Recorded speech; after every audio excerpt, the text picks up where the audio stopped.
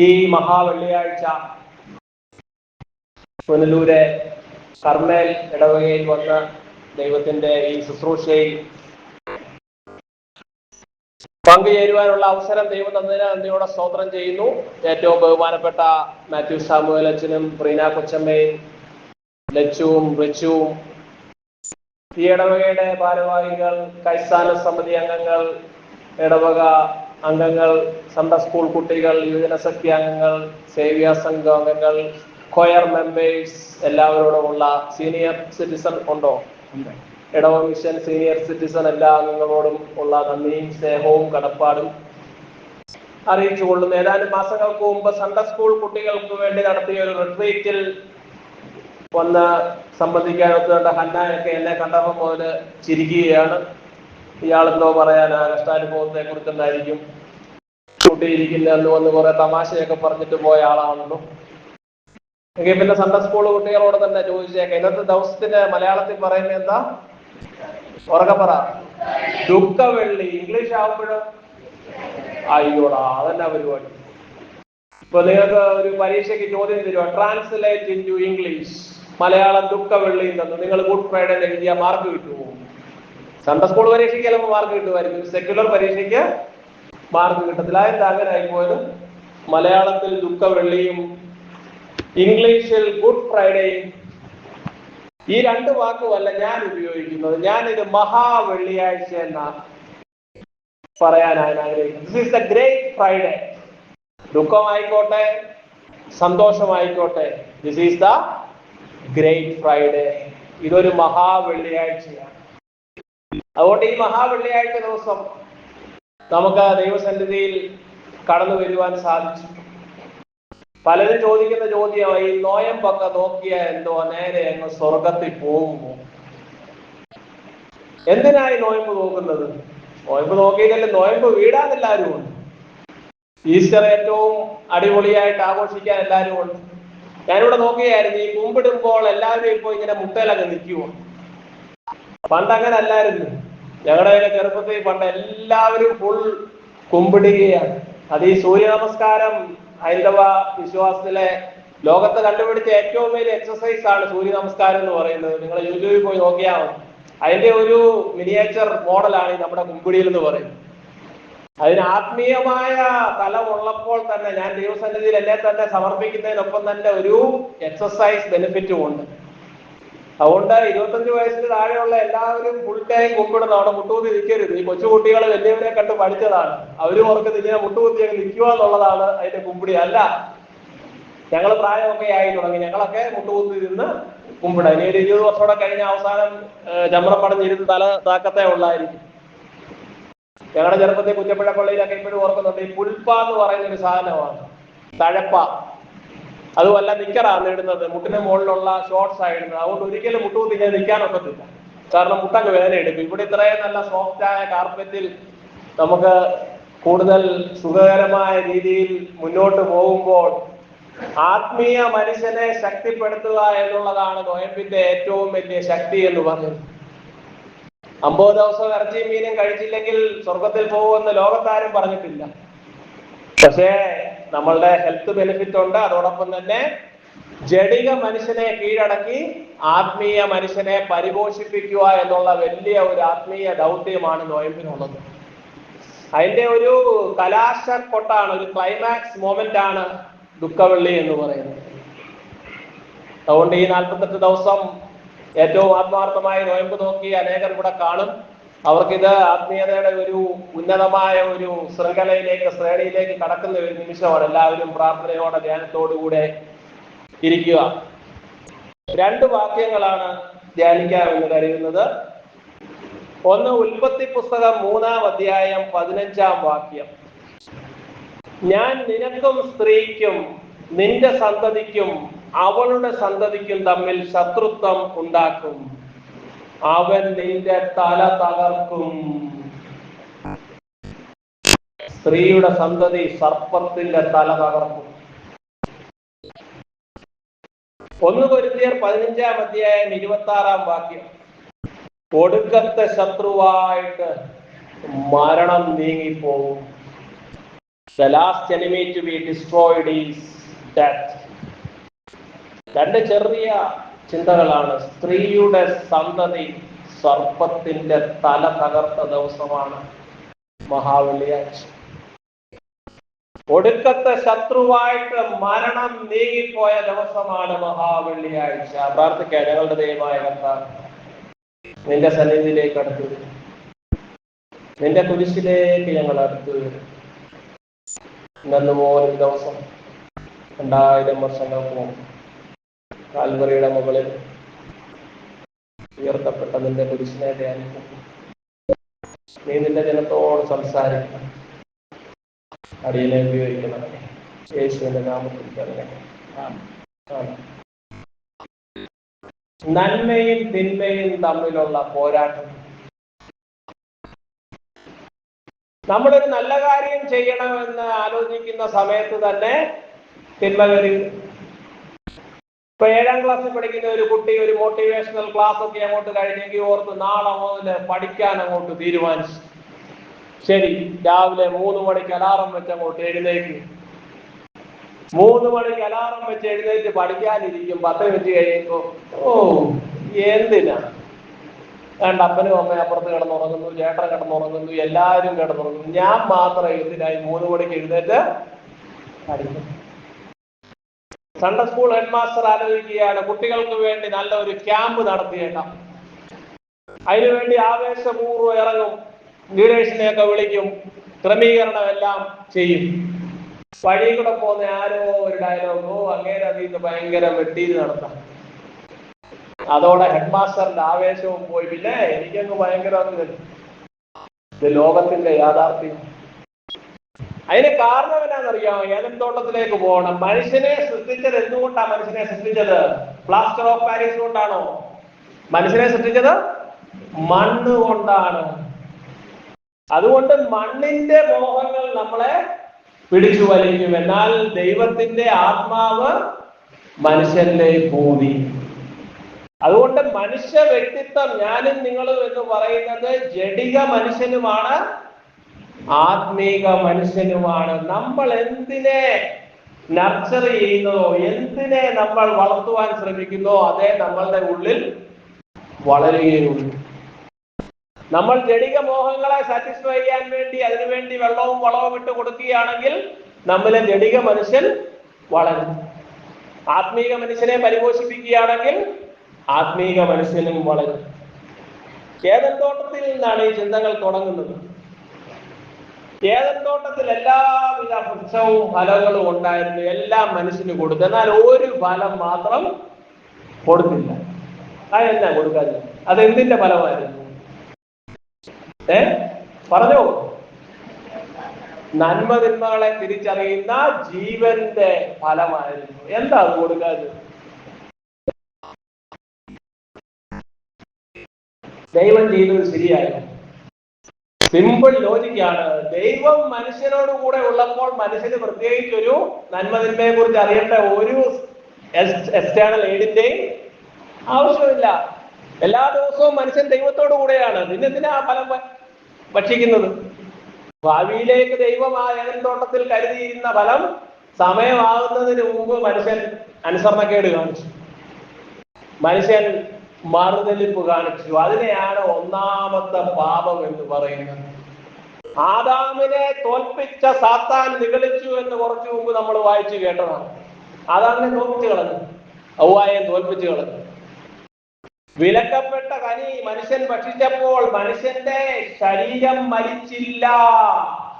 മരിച്ചോ? കഴിച്ചപ്പോ അങ്ങനെ വെക്കരുത്. ഞാൻ ക്യാമ്പിൽ പറഞ്ഞതാ. മരിച്ചോ? നോ. എന്നാൽ ആത്മീക മനുഷ്യൻ അവിടെ മരിച്ചു. അതിനാണ് പാപം എന്ന് പറയുന്നത്. അന്ന് ഏദൻ തോട്ടത്തിൽ നിന്നും പുറത്തായ മനുഷ്യനാണ്. ഏദൻ തോട്ടം, പൂന്തോട്ടം നഷ്ടപ്പെട്ട മനുഷ്യൻ പിന്നീട് ഒരിക്കലും ഒരു പൂന്തോട്ടം അവകാശമാക്കിയിട്ടില്ല, അവകാശമാക്കുകയുമില്ല. പിന്നീട് മനുഷ്യൻ മുന്നേറുന്നത് മുഴുവൻ ഗ്രാമങ്ങളിൽ, പട്ടണങ്ങളിൽ, നഗരങ്ങളിലേക്കാണ്. Civilisations wear created. ഒരു പട്ടണവും ഒരു നഗരവും മനുഷ്യൻ പൂന്തോട്ടമായി അനുഭവിക്കുകയില്ല. What is our destination? നാം എങ്ങോട്ട് യാത്ര ചെയ്യുന്നവരാ? പറഞ്ഞ പ്രായമുള്ളവരുടെ പറഞ്ഞു നമ്മുടെ ഡെസ്റ്റിനേഷൻ എന്നാണ് നമ്മൾ ഏതൻ തോട്ടത്തിലേക്ക് നടക്കുന്നവരല്ല, നമ്മൾ എങ്ങോട്ട് പോകുന്നവരാണ്? വെളിപാട് പുസ്തകത്തിൽ പറയുന്ന നഗരത്തിന്റെ പേരെന്താണ്? സ്വർഗീയ യെരുശലേമിലേക്ക് പോകുന്നവരാണ്. സ്വർഗീയ യെരുശലേം ഒരു ഗാർഡൻ സിറ്റിയാണ്, പൂന്തോട്ടങ്ങളുടെ നഗരമാണ്. ഈ യാത്രയിലെ ഏറ്റവും നിർണായകമായ നിമിഷമാണ് 2000 വർഷങ്ങൾക്ക് മുമ്പ് യേശുക്രിസ്തുവിന്റെ ഇൻകാർണേഷൻ. പിന്നീട് അബ്രഹാം പിതാവ് മുതൽ ഇസ്രായേലിന്റെ കഥയുണ്ട്, ഞാൻ അതിലേക്കൊന്നും കിടക്കുന്നില്ല. അവസാനം വന്ന് യേശുക്രിസ്തു ജനിച്ച സമയത്ത് റോമായുടെ കീഴിലായിരുന്നു ദൈവജനം. റോമ അധികാരം, പ്രതാപം, സമ്പത്ത് ആഗ്രഹിച്ചു. യവനന്മാർ ജ്ഞാനം അന്വേഷിച്ചു. ദൈവജനം അടയാളത്തിനായി അന്വേഷിച്ചു. അപ്പോഴാണ് യേശുക്രിസ്തുവിന്റെ അവതാരം. കാൽവറിയിൽ പൂത്തുലഞ്ഞ രക്തപുഷ്പമേ, കാലത്തിന്റെ കവിതയായ കനകതാരമേ. ആത്മീയ മനുഷ്യൻ ജഡിക മനുഷ്യനെ കൊന്ന കഥയാണ് കുരിശിന്മേൽ. നാം ഓർക്ക് യേശുക്രിസ്തുവിനെ മനുഷ്യന്മാരല്ലാതെ കൊന്ന കഥയാണ് കുരിശിന്മേൽ അല്ല. ആത്മീക മനുഷ്യൻ ജഡിക മനുഷ്യനെ കൊന്ന കഥയാണ്. സ്ത്രീയുടെ സന്തതി പാമ്പിന്റെ തല തകർത്തു. മണ്ണിന്റെ മോഹം, പാമ്പ് മണ്ണിൽ നിന്നാണ് വരുന്നത്. മണ്ണിന്റെ മോഹം ജഡിക മനുഷ്യനെ സ്ത്രീയുടെ സന്തതിയായ യേശുക്രിസ്തു തകർത്ത നിമിഷമാണ്. പ്രിയമുള്ളവരെ, എന്താ ഈ പാപം എന്ന് പറയുന്നത്?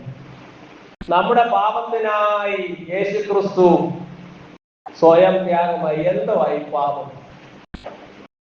കള്ളം പറയരുത്, കൊല ചെയ്യരുത്, മോഷ്ടിക്കരുത്, വ്യഭിചാരം ചെയ്യരുത്, കൂട്ടുകാരന്റെ 10 കൽപ്പന മൊത്തവും നമ്മൾ തരും. എന്നാൽ പാപത്തിന്റെ ഒരു വ്യാപകമായ ഒരു ഡെഫിനിഷൻ നാം അറിഞ്ഞിരിക്കണം. ടോം ആൻഡ് ജെറി എന്ന് പറയുന്ന വീഡിയോ കാണുന്നത് പാപമാണോ? ആണോ? അല്ല, ഉറപ്പാണ്. ടോം ആൻഡ് ജെറി കാണുന്നത് നീ മാറ്റി പറയല്ലേ. എന്നാൽ നാളെ നീറ്റ് പരീക്ഷയാണ്, അല്ലെ IIT പരീക്ഷയാണ്. ഇന്ന് രാത്രി മൊത്തം ഇരുന്ന് ടോം ആൻഡ് ജെറി കണ്ടാൽ അതിനപ്പുറം ഒരു പാപം വേറെ ഉണ്ടോ? It's as simple as that. പഞ്ചസാര തിന്നുന്ന പാപമാണോ? ആണോ? ശർക്കര തിന്നുന്നത്? പിന്നെ ഡയബറ്റിക്സുമായി ദൈവത്തിന്റെ മന്ദിരമായ ശരീരം നശിച്ച് പോയി കഴിഞ്ഞാൽ അതിനപ്പുറം ഒരു പാപം വേറെ ഇല്ല. മട്ടനും ചിക്കനും കഴിക്കുന്ന പാപമാണോ? ബീഫ് കഴിക്കുന്നത്? ഒരു പാപമല്ല. കഴിച്ചുള്ള കൊളസ്ട്രോളും പ്രഷറും എല്ലാം കൂടി ദൈവത്തിന്റെ ശരീരം തകർന്നു കഴിഞ്ഞാൽ അതിനപ്പുറം വേറെ പാപമില്ല. Sin is nothing but missing the mark.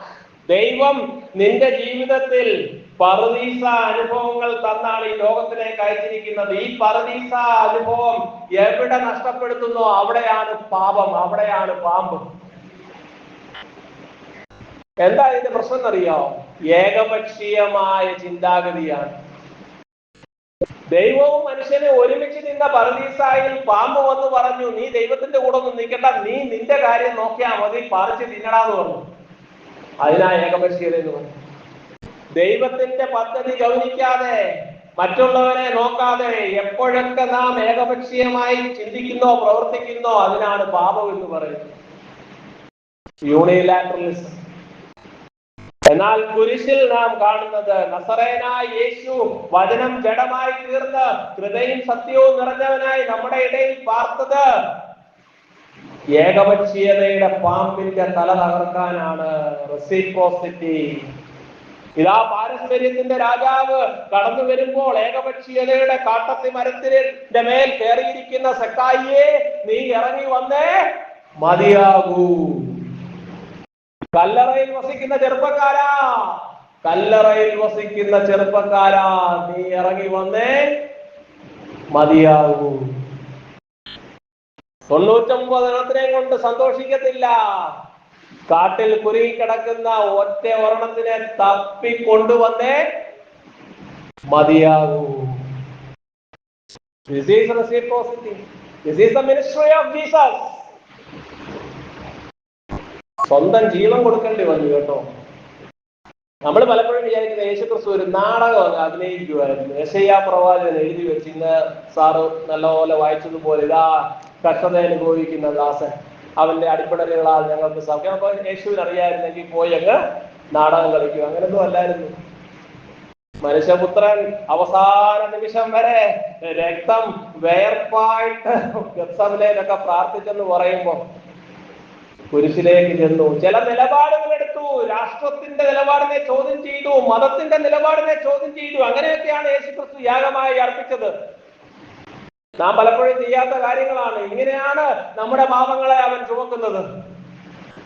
ഈ ലോകത്തെ പറുദീസയാക്കുവാൻ നിന്നെയും എന്നെയും ചുമതലപ്പെടുത്തി ആക്കിയിട്ട് നാം മിണ്ടാതെ ഇരിക്കുമ്പോൾ യേശുക്രിസ്തു മിണ്ടാതെ ഇരുന്നില്ല. വിപ്ലവകാരികളുടെ മോഡലാണ് യേശുക്രിസ്തു, മറക്കരുത്. ദേവാലയം ശുദ്ധീകരിക്കാൻ ചാട്ടവാറെടുത്തവനാണ് യേശുക്രിസ്തു, മറക്കരുത്. യുവാക്കളുടെ ആവേശമായിരിക്കണം യേശുക്രിസ്തു. നമ്മുടെ ഏറ്റവും വലിയ പ്രശ്നം, കൊച്ചു പിള്ളേരെ നമ്മൾ യേശു അപ്പച്ചാന്ന് അങ്ങ് വിളിപ്പിക്കും. അവിടാണ് പ്രശ്നം. എനിക്കത് ഏറ്റവും ഒരു വിയോജിപ്പുള്ള ഒരു കാര്യമാണ്. 33 വയസ്സുള്ള യേശുവിനെ എങ്ങനെ അപ്പച്ചനാക്കും? അടുത്ത നോട്ടം വീട്ടിൽ അപ്പച്ചനെയാണ്. ഇതാണ് യേശു. അവിടെ കുട്ടിയുടെ സകല ആവേശവും രീതിയാണ്. അപ്പച്ചന്മാര് മോശമാണെന്നല്ല ഞാൻ പറയും. യേശു ഒരിക്കലും ഒരു അപ്പച്ചനായിരുന്നില്ല. 33 വയസ്സുള്ള മനുഷ്യനെ എങ്ങനെ അപ്പച്ചൻ എന്ന് പറയുന്നത്? യേശുക്രിസ്തു യുവാക്കളുടെ ആവേശമായിരിക്കണം. ആ രീതിയിലുള്ള യുവാവിനെയാണ് നമ്മൾ യുവനസഖ്യത്തിലൂടെ കുട്ടികൾക്ക് പരിചയപ്പെടുത്തി കൊടുക്കേണ്ടത്. കുരിശിലേക്ക് കടന്നുചെല്ല. ശത്രുവിനെ സ്നേഹിക്കുക എന്നൊക്കെ നമ്മളങ്ങോട്ട് പറയും. നടക്കുന്ന കാര്യമാണ്. ഉള്ള കാര്യം ഉള്ള പോലെ പറയണം. നമ്മളൊക്കെ പച്ചയായ മനുഷ്യൻ. ഞാൻ ചത്താ പോലും അവനെ ശവം പോലും കാണിച്ചേക്കരുത്. നമ്മുടെ മാസ് ഡയലോഗ്. നിന്നോട് ദൈവം ചോദിക്കോളാ, നിന്നോട് പ്രതികാരം യഹോവയ്ക്കുള്ളത്. അവനിട്ട് ദൈവം പണി കൊടുക്കും. ഇതാ 33.5 വയസ്സുള്ള യുവാവിനെ കുത്തി നശിപ്പിച്ച് ചീത്ത വിളിച്ച് തുപ്പി അവന്റെ വസ്ത്രം പങ്കിട്ടു. ഒരു മനുഷ്യനെ ഇതിനപ്പുറം ചെയ്യാനൊന്നുമില്ല. കുരിശിൽ കിടക്കുകയാണ്. എന്തുവാ മറുപടി പറഞ്ഞ? പിതാവേ, ഉറക്കെ പറഞ്ഞോ, ഇവർ ചെയ്യുന്നത് ഇന്നതെന്ന് അറിയായതുകൊണ്ട് നമുക്കിവിടെ മിണ്ടാതിരിക്കാൻ മാത്രമേ ഉള്ളൂ. കാരണം നമ്മളെ കൊണ്ട് സാധിക്കത്തില്ല. ആർക്കേലും ഒക്കെ ഒന്ന് കൈ നോക്കി, ഞാൻ എന്നെ കൊണ്ടൊക്കെ നമ്മള് യേശുക്രിസ്തുവിന്റെ കുരിശൊക്കെ എടുത്ത് 3.5 പവൻ ഒക്കെ ആക്കി കുരിശ് അങ്ങോട്ട് ഇടുമ്പോ ഓർക്കണം, ഈ കുരിശാണ് നാം ധ്യാനിക്കേണ്ടത്. കുരിശല്ല ഇപ്പൊ കളിമുത്തും ഈ കള്ളത്തരത്തിൽ വാങ്ങിച്ച സ്ഥലം പ്രൊട്ടക്ട് ചെയ്യാനുള്ള ഏറ്റവും വലിയ മാർഗം ഒരു കുരിശ് അങ്ങോട്ട് വരും. അതൊന്നുമല്ല യേശുക്രിസ്തുവിന്റെ കുരിശ്. പിതാവേ, ഇവർ ചെയ്യുന്നത് ഇന്നതെന്ന് അറിയായതുകൊണ്ട് ഇവരോട് ക്ഷമിക്കണമേ. സ്ത്രീയുടെ സന്തതി സർപ്പത്തിന്റെ തല തകർത്തത് ഇങ്ങനെയാണ്. ഒടുവിലത്തെ ശത്രുവായ മരണത്തെ കീഴ്പ്പെടുത്തി ഇങ്ങനെയാണ്. ആത്മീയ മനുഷ്യൻ ജഡിക മനുഷ്യനെ തോൽപ്പിച്ചത് ഇങ്ങനെയാണ്. മോഷ്ടിപ്പാനും അറുപ്പാനും മുടിപ്പാനും വന്ന കള്ളന്റെ പ്രവൃത്തിയുടെ 2 കോൺസിക്വൻസ് ആണ് യേശുക്രിസ്തുവിന്റെ വലതും ഇടത്തും കിടന്നത്. 2 കള്ളന്മാര്. വലിയ ടോപ്പിക്കാ, അതിലോട്ടൊന്നും കേറുന്നില്ല.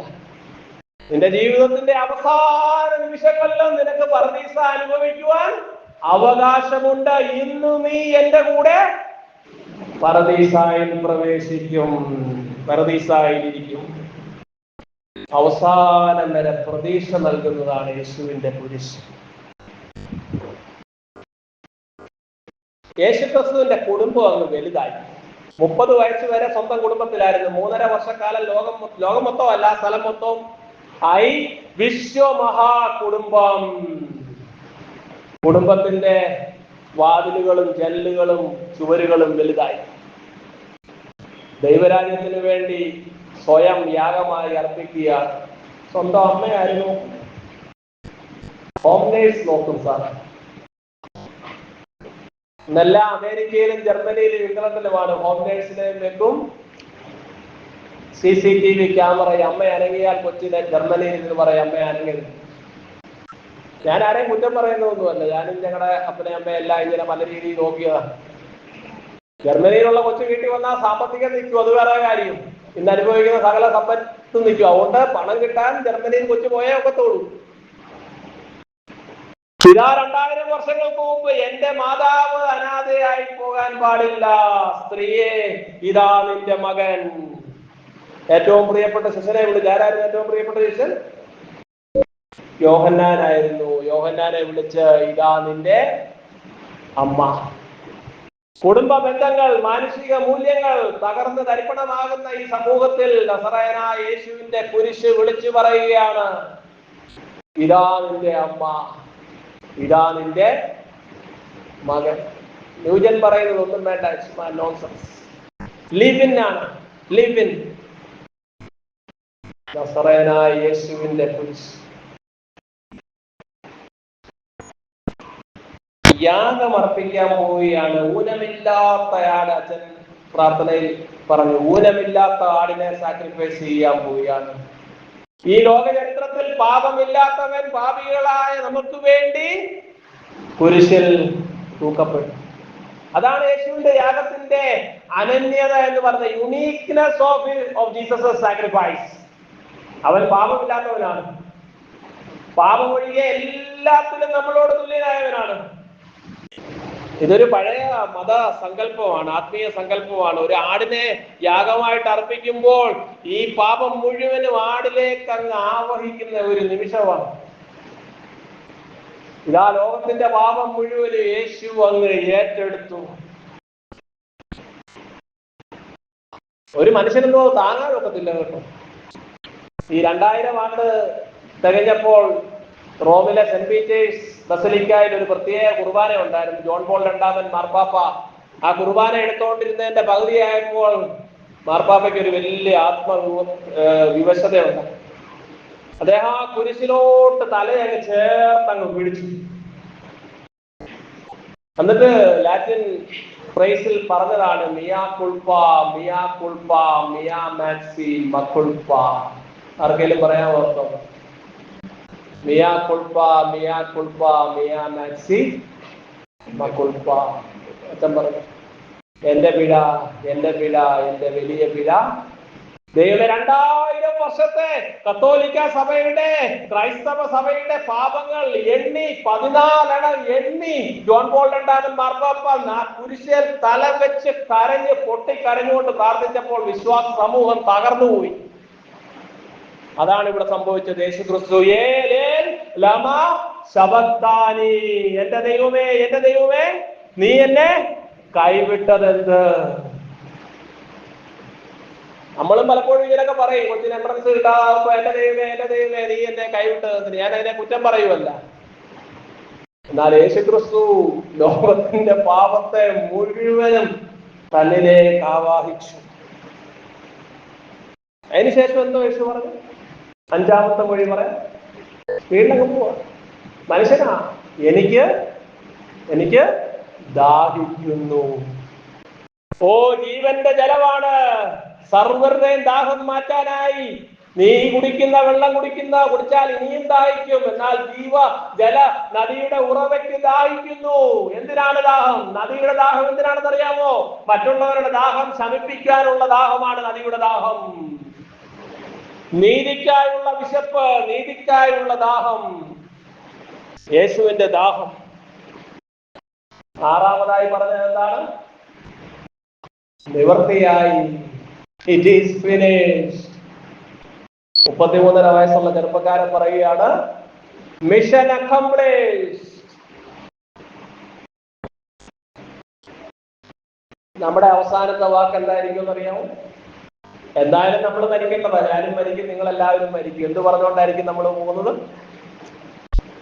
പറഞ്ഞു കേട്ടിട്ടുണ്ട്, താക്കോല് താക്കോൽ പിടിവിടത്തില്ല. 90ാമത്തെ വയസ്സിലും പണപ്പെട്ടിയുടെയും അലമാരയുടെ താക്കോല് മരുമോക്ക് കൊടുക്കാതെ പിടിച്ചു വെച്ച് നിവർത്തിയായി. It is finished. ഒരു കച്ചവടക്കാരന്റെ മരണത്തെ പറ്റി വായിച്ചു കേട്ടിട്ടുണ്ട്. കച്ചവടക്കാരൻ മരിക്കാൻ കിടക്കുകയാണ്. എല്ലാവരും അടുത്തുണ്ട്, നാട്ടുകാരുണ്ട്. മൂത്തവൻ എന്തിയടാ? ഞാനിവിടെ ഉണ്ടപ്പാ. ഇളയവൻ എന്തിയെ? 2ാമത്തവൻ, 2 ഉള്ളൂ, ഞാനിവിടെ ഉണ്ടപ്പാ. അപ്പൊ കടയിലായിരിക്കും. 2 പിള്ളേർ ഇവിടെ വന്ന കടയിലായിരിക്കൂടാ. ആ കട കൊണ്ടാണ് ആ മനുഷ്യൻ ആ കുടുംബത്തെ ഉയർത്തിക്കൊണ്ടുപോകുന്നത്. അദ്ദേഹത്തിന് ഒരിക്കലും കുറ്റം പറയാൻ ഒക്കത്തില്ല. മൈ ഡിയർ ഫ്രണ്ട്സ്, ഇപ്പോൾ നമ്മൾ ജീവിതത്തിൽ ആലോചിക്കണം, എന്റെ ജീവിതത്തിന്റെ അവസാനം എങ്ങനെയായി? ഞാൻ എന്തു പറഞ്ഞാണ് ദൈവസന്നിധിയിലേക്ക് ചേർക്കപ്പെടുന്നത്? നിവൃത്തിയായെന്ന് പറയുവോ? 7-ാമത്തെ മൊഴി, യേശു അത്യുച്ചത്തിൽ, പിതാവേ, ഞാൻ എന്റെ ആത്മാവിനെ തൃക്കൈയിൽ ഭരമേൽപ്പിക്കുന്നു. ആ ഒരൊറ്റ മരണത്തിലാണ് യേശു പിശാചിന്റെ തല തകർത്ത് കളഞ്ഞത്. സ്ത്രീയുടെ സന്തതി മരണത്തെ കീഴടക്കിയത്. പിതാവേ, ഞാൻ എന്റെ ആത്മാവിനെ തൃക്കൈയിൽ ഭരമേൽപ്പിക്കുന്നു എന്ന് പറഞ്ഞ് പ്രാണൻ വിട്ടു. അച്ഛൻ പറഞ്ഞു, 3-ാമത്തെ ശുശ്രൂഷയാകുമ്പോൾ തിരശീല തുറക്കുമെന്ന്. അന്ന് സംഭവിച്ചതാണ്. ദേശം മൊത്തവും ഇരുട്ടായി. അടുത്ത ഫ്രൈഡേ മോർണിംഗ് ട്യൂബിൽ പറയുന്നുണ്ട്, തന്റെ സൃഷ്ടാവിന്റെ നഗ്നത കാണാതിരിപ്പാൻ സൂര്യൻ ഓടി ഒളിച്ചു. നിത്യപ്രകാശം മരത്തിൽ തൂങ്ങുന്നത് കണ്ടിട്ട് സൂര്യൻ തന്റെ പ്രകാശത്തെ ഇല്ലാതാക്കി കളഞ്ഞു. FM ട്യൂബില് സിദ്റ പ്രാർത്ഥനകളൊക്കെ അതിമനോഹരമാണ്. 100-120 വർഷം മുമ്പ് നമ്മുടെ പിതാക്കന്മാർ എഴുതി വെച്ചതാണ് കേട്ടോ. നമ്മളത് ചുമ്മാ ഈ ഓൾഡ് ജനറേഷനെ എല്ലാം കൊച്ചുകുട്ടികൾ കളിയാക്കുമ്പോൾ ഓർക്കണം, ഇതിന്റെ 100-1 നമ്മളിന്ന് എഴുതത്തില്ലല്ലോ. 100 വർഷങ്ങൾക്ക് മുമ്പ് നമ്മുടെ വല്യപ്പച്ചന്മാർ എഴുതി വെച്ച അതിമനോഹരമായ ലിറ്ററേച്ചറാണ് നമ്മൾ ധ്യാനിക്കുന്നത്. പ്രിയമുള്ളവരെ, സ്ത്രീയുടെ സന്തതി സർപ്പത്തിന്റെ തല തകർത്ത് കളഞ്ഞ കുരിശ്.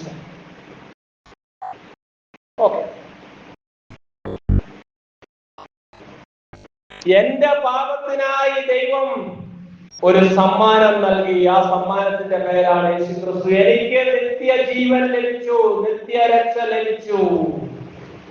പകരം എന്തു നൽകും ഞാനിനി?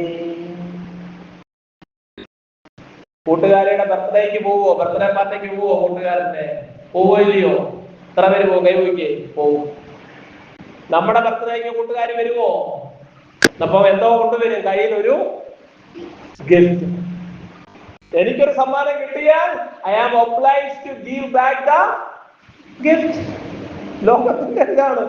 പിന്നെ ആ സമ്മാനം തന്നവന്റെ ബർത്ത്ഡേക്ക് വിളിക്കുമ്പോ ഞാൻ തീർച്ചയായിട്ടും പോണം, സമ്മാനം തിരിച്ചു കൊടുക്കണം. ഇതാ ദൈവം നിനക്കൊരു സമ്മാനം തന്നു, നിത്യജീവനാണ്, നിത്യരക്ഷയാണ്. I am thankful to God for giving your son as a sacrifice to me. I praise the Lord. Yes, it is perfectly okay. പക്ഷേ നാം എന്ത് ചെയ്യുന്നു? ഏതാനും മാസങ്ങൾക്ക് മുമ്പ് തിരുവല്ലയിൽ നടന്ന ഒരു സംഭവം ഓടിച്ചു പറയാം. എന്റെ ഒരു സുഹൃത്താണ്, സിജു എന്നാണ് പേര്. അദ്ദേഹം ദൃശ്യമാധ്യമ രംഗത്തെ ഒരു റിപ്പോർട്ടറാണ്, ഒരു പ്രശസ്ത ചാനലിലെ റിപ്പോർട്ടറാണ്. അദ്ദേഹത്തെ നിങ്ങൾ പലരും കണ്ടിട്ടുണ്ടായിരിക്കും. സിജു, തിരുവല്ലക്കാരൻ. അദ്ദേഹത്തിന് ഒരു വലിയ ദൗത്യമുണ്ട്, ബ്ലഡ് ഡൊണേഷൻ ക്യാമ്പയിൻ ആണ്. അദ്ദേഹത്തിന് ഒരു വാട്സാപ്പ് ഗ്രൂപ്പ് ഉണ്ട്, ഞങ്ങളെല്ലാവരും ഉണ്ട്. ആർക്കെങ്കിലും എറണാകുളത്തോ കോട്ടയത്തോ കൊട്ടാരക്കരയിലോ തിരുവനന്തപുരത്തോ വൈക്കത്തോ പുനലൂരോ ആർക്കെങ്കിലും രക്തം ആവശ്യമുണ്ടെങ്കിൽ ഉടനെ ഇദ്ദേഹവുമായിട്ട് കണക്ട് ചെയ്യും. ഇദ്ദേഹം ഞങ്ങൾക്കെല്ലാം അയച്ചു തരും. ഞങ്ങളെല്ലാം സ്റ്റാറ്റസ് അപ്ഡേറ്റ് ആയി കഴിഞ്ഞു. ഓ മൈ ഗോഡ്, 30-35 വയസ്സുള്ള ഒരു ചെറുപ്പക്കാരൻ ഈ ആയിരക്കണക്കിന് പേരെ കണക്ട് ചെയ്യുകയാണ്. എത്ര ഉന്നതമായ ശുശ്രൂഷ! ഈയിടെ ഒരു സംഭവം നടന്നു. മനു എന്ന ഒരു സ്ത്രീ, അവർക്കൊരു 30-35 വയസ്സ് കാണും. മനുവിന്റെ മദറിനോ ഫാദറിനോ ഇതുപോലെ ബ്ലഡ് വേണമായിരുന്നു. മനു ഈ സിജുവിനെ കോണ്ടാക്ട് ചെയ്തു. സിജു അറേഞ്ച് ചെയ്ത് കൊടുത്തു. അങ്ങനെ മനു സിജുവിന്റെ ഫ്രണ്ടായി. 2 ആഴ്ച കഴിഞ്ഞപ്പോൾ സിജുവിന്റെ സ്റ്റാറ്റസ് അപ്ഡേറ്റ്, ബ്ലഡ് വേണം, ബി പോസിറ്റീവ്. മനു നോക്കിയപ്പെടാതെ എന്റെ ബ്ലഡ് ഗ്രൂപ്പ് തന്നെ വന്നു. ഓ മൈ ഗോഡ്, എന്റെ അപ്പന് വേണ്ടി, എന്റെ അമ്മയ്ക്ക് വേണ്ടി 2 ആഴ്ച മുമ്പ് ഇങ്ങനെ തപ്പിയെടുത്ത ഞാൻ കൊടുക്കാം, വൈകാനിക്ക്. ഓ, എനിക്ക് തന്ന സമ്മാനത്തിന് പകരം ഞാൻ കൊടുക്കും. മൈ ഡിയർ ഫ്രണ്ട്സ്, നമ്മൾ വളരെ വളരെ ഗൗരവമായിട്ട് ആലോചിക്കേണ്ടതാണ്. ഞാൻ ബ്ലഡ് ഡൊണേഷന്റെ കാര്യത്തിന് വേണ്ടി പല പേരെ റിക്വസ്റ്റ് ചെയ്യുമ്പോൾ കേട്ടിട്ടുള്ള മറുപടിയൊക്കെ വിചിത്രമാണ്. മമ്മി വഴക്കു പറയൂ എന്നൊക്കെ ഞാൻ പറഞ്ഞിട്ടുണ്ട്. നല്ല ഒന്നാന്തരം ക്രിസ്തീയ കുടുംബത്തിലെ 22-23 വയസ്സുള്ള ചോരയും നീരുമുള്ള മസിലുള്ള ജിമ്മിൽ പോകുന്ന ആൺകുട്ടികൾ പറഞ്ഞിട്ടുണ്ട്, മമ്മി വഴക്കു പറയും. ഈ മമ്മിയുടെ വായിൽ നിന്ന് വരുന്നത്, oh blood of Jesus saves me. Christians are a very, very ordinary people who make extraordinary claims. ഞാനല്ല പറഞ്ഞത്, സർവേപ്പള്ളി രാധാകൃഷ്ണൻ പറഞ്ഞ. ഒന്നുമില്ല. യേശുവിന്റെ രക്തം എന്നെ വീണ്ടെടുത്തു. പക്ഷെ എന്റെ കൊച്ചിന്റെ 300 ml രക്തം ഒരു മനുഷ്യന് ഞാൻ കൊടുക്കത്തില്ല. എന്റെ പ്രിയ കൂട്ടുകാരെ, 18 വയസ്സ് തൊട്ട് ഉള്ള രക്തം ഒരിക്കലെങ്കിലും കൊടുത്തിട്ടുള്ളവർക്കൊന്ന് കൈവക്കാമോ? Yes, praise the Lord. എനിക്കിപ്പോ 46 വയസ്സായി. ഞാൻ 18 മുതൽ കഴിഞ്ഞ 27 വർഷം, 40 പ്രാവശ്യമെങ്കിലും ഞാൻ രക്തം കൊടുത്തു. തെള്ളുമല്ല ഇവിടെ വന്ന്. ഈ കയ്യിൽ നിന്നും അങ്ങോട്ട് 375 ml രക്തം അങ്ങോട്ട് പോകുമോ? ഇതിനപ്പുറം ഒരു സാക്ഷ്യം വേറെ. ഒരു പ്രാവശ്യം രക്തം കൊടുത്ത് മരിക്കാറായ ഒരു മനുഷ്യൻ, അങ്ങനെ ഞങ്ങളുടെ നാട്ടിലെ ഏറ്റവും വലിയ പിശുക്കനായിരുന്നു, ഏറ്റവും വലിയ ദുഷ്ടനായിരുന്നു. ഇയാൾ മരിക്കാറായി കിടക്കുമ്പോ ആ നാട്ടിൽ ആരും ബ്ലഡ് കൊടുക്കുന്നില്ല. എന്നോട് പറഞ്ഞു കൊടുത്തു പോലും, അങ്ങനെ അത് തന്നെ വേണം.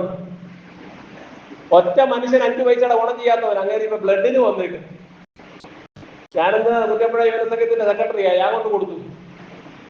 അയാൾ എന്നോട് എന്ത് ചെയ്യുന്നു എനിക്ക് വിഷയമല്ല, പുള്ളി രക്ഷപ്പെട്ടു. ഭയങ്കര കഠിനമായ ജോണ്ടിസ് ആയിരുന്നു. 6 മാസം കഴിഞ്ഞ് ഈ മനുഷ്യൻ ഭാര്യയും ഞങ്ങളുടെ വീട്ടിൽ വന്നു. എനിക്കൊരു ഈ ഗിഫ്റ്റ് തരുന്ന ഒരു കല ഒക്കെ കൊടുത്തു. എന്റെ മാത്യു കോശി, നിന്റെ രക്തം ഇല്ലായിരുന്നു ഞാൻ എന്റെ ജീവനോടില്ലായിരുന്നു. ആ നാട്ടിലെ ഏറ്റവും നല്ല മനുഷ്യനായി അങ്ങനെ മാറിയുന്നു. പിന്നീടുള്ള സോഷ്യൽ സർവീസ് ആക്ടിവിസ്റ്റും പള്ളിക്കും എല്ലാത്തിനും ആ മനുഷ്യൻ. പിന്നെ ഒരു 15 വർഷത്തോടെ ആ മനുഷ്യൻ ജീവിച്ചിരുന്നു. അത് കഴിഞ്ഞ് മരിച്ചു കഴിഞ്ഞപ്പോ ഞാൻ അവിടെ ചെന്നപ്പോ അമ്മാമ എന്നെ കൈപിടിച്ച് പറഞ്ഞു, അന്ന് നമ്മൾ രക്ഷിച്ചതാണ്, ഇപ്പം ദൈവം എടുക്കുന്നു. പകരം എന്ത് നൽകും? ഞാൻ എന്റെ വാക്കുകൾ അവസാനിപ്പിക്കുകയാണ്. കുരിശ് നൽകുന്ന വലിയ സന്ദേശം, യേശുക്രിസ്തു നമുക്കായിട്ട് മരിച്ചു. Jesus was a man for others എന്നാണ് പറയുന്നത്. എന്റെ ജീവിതത്തിന്റെ ഓരോ നിമിഷങ്ങളിലും ഓരോ ഇടപെടലുകളിലും ജഡിക മനുഷ്യനാണോ ആത്മീക മനുഷ്യനാണോ ജയിക്കുന്നത് എന്നുള്ളതാണ് ടെസ്റ്റ് എന്ന് പറയുന്നത്. പ്രിയമുള്ളവരെ, നമ്മൾ 2 ദിവസത്തിനകം ഈസ്റ്റർ ആഘോഷിക്കുക. എങ്ങനെയാ ഈസ്റ്റർ ആഘോഷിക്കുന്നത്? ജീവന്റെ ട്രയംഫ് ഓഫ് ലൈഫ്, സാത്താനെ കൊന്ന ഉയർത്തെഴുന്നേൽപ്പിന്റെ നിമിഷമാണ്. ഈ ലോകത്തുള്ള സകല മൃഗങ്ങളെ ഓടിച്ചിട്ട് തല്ലിക്കൊന്ന് പിന്നെ ആണുങ്ങൾക്ക് ആർക്കും ബോധവും ഇല്ല. ഇപ്പൊ പെണ്ണുങ്ങൾക്കും ബോധമില്ലാതെ തുടങ്ങി. കാലമൊക്കെ മാറുക. Why should boys have all the fun? ഞങ്ങളും തുടങ്ങിയെന്നാ പറയുന്നത്. ദൈവത്തെ ഓർത്ത് എനിക്ക് സ്ത്രീകളോടുള്ള ഒരു അഭ്യർത്ഥന, ആണുങ്ങളെ തോൽപ്പിക്കാൻ വേണ്ടി കള്ളു കുടിക്കും. മക്കൾ അനുഭവിക്കുന്നു. പണ്ട് അപ്പന്റെ സഹിച്ചാൽ മതി, ഇപ്പൊ അപ്പനും അമ്മയും.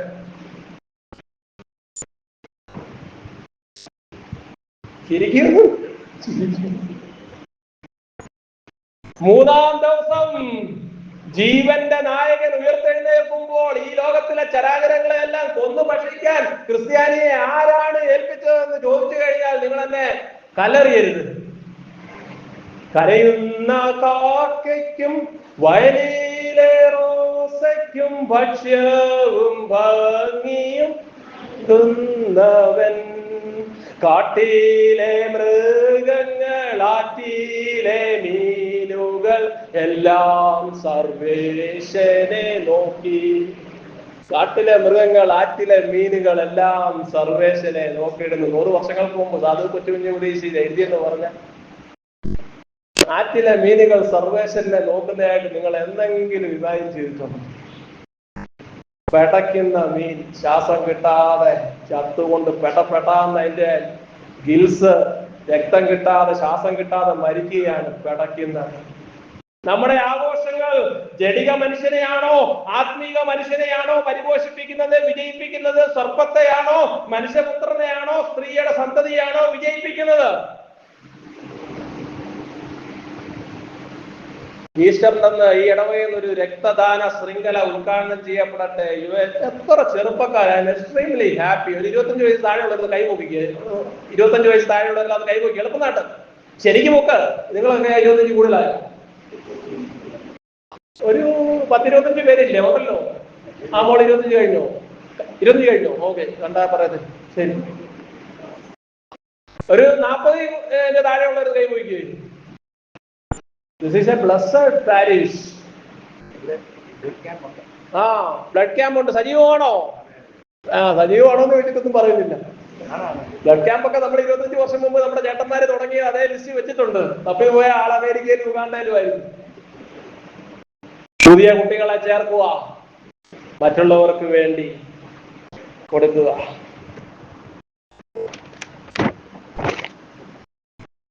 ചെന്നായിയുടെ നടുവിൽ കുഞ്ഞാടിനെ പോലെ യേശുവിനെ. രാഷ്ട്രീയക്കാര് പല കാര്യങ്ങളിലും എനിക്ക് വിയോജിപ്പുണ്ടെങ്കിലും അവരുടെ രക്തസാക്ഷി ദിനാചരണം എനിക്ക് വളരെയധികം ആവേശം നൽകി. രക്തസാക്ഷി മണ്ഡപത്തിന്റെ അടുത്ത് വന്ന് അവരൊരു മുദ്രാവാക്യം വിളിക്കും. ഏത് മുദ്രാവാക്യം വിളിക്കുന്നേ? ഇല്ല, മരിച്ചിട്ടില്ല, ജീവിക്കുന്നു ഞങ്ങളിലൂടെ. മൈ ഡിയർ ഫ്രണ്ട്സ്, ഇന്ന് ദുഃഖ വെള്ളിയാഴ്ച, ഇന്ന് മഹാവെള്ളിയാഴ്ച, കുരിശിനെ നോക്കി പറയാമോ? യേശു ഇല്ല, മരിച്ചിട്ടില്ല, ജീവിക്കുന്നു ഞങ്ങളിലൂടെ. പറയാമോ? ഞങ്ങളിലൂടെ ജീവിക്കണം. വെറുതെ പറഞ്ഞാൽ പോരാ. ഞാൻ ഈ റോഡിലേക്ക് ഇറങ്ങുമ്പോൾ, oh, here is a child of God. That is a success of the son of man. That is a success of the cross. VBSന്റെ ഫൈനൽ ഡേക്ക് നമ്മൾ വിളിക്കുന്ന മുദ്രാവാക്യം ഏറ്റു പറയാമോ? കാൽവറി കുന്നിൽ കൊളുത്തിയ ദീപം. അത്രേ ഉള്ളൂ. എല്ലാവർക്കും പറയാം, കാൽവറി കുന്നിൽ കൊളുത്തിയ ദീപം, നൂറ്റാണ്ടുകളായി കത്തും ദീപം, ഇന്നും നാളെയും കത്തും ദീപം, തലമുറ തലമുറ കൈമാറി കെടാതെ ഞങ്ങൾ സൂക്ഷിക്കും. കാൽവറി കുന്നിൽ കൊളുത്തിയ ദീപത്തെ ധ്യാനിക്കുക. കണ്ണുകൾ അടയ്ക്കാം. ഞങ്ങളുടെ ദൈവമായ കർത്താവേ, നിന്റെ സന്നിധിയിലേക്ക് അടുത്തു വരും.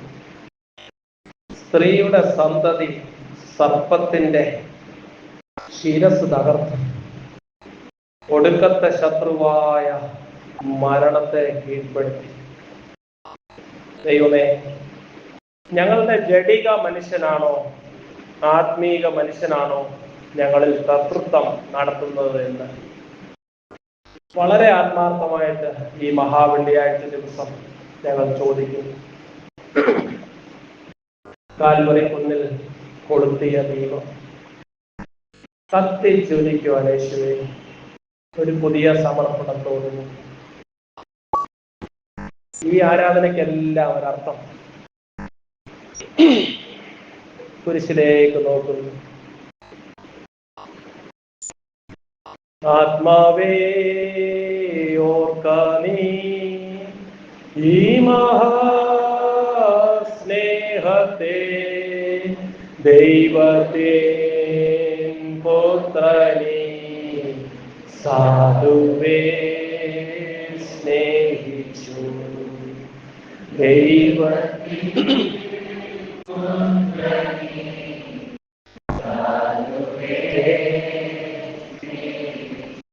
പാപത്തെ സ്നേഹിപ്പാൻ ഞാനിനി പോകുമോ?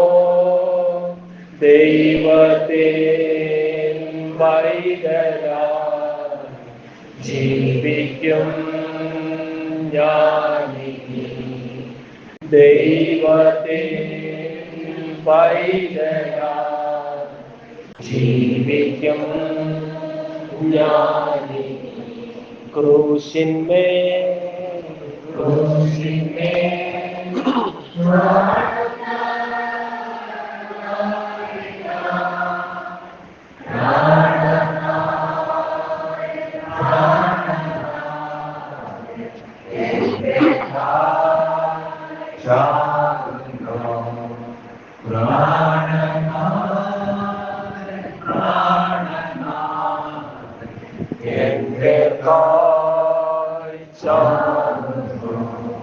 നമ്മുടെ പ്രാർത്ഥന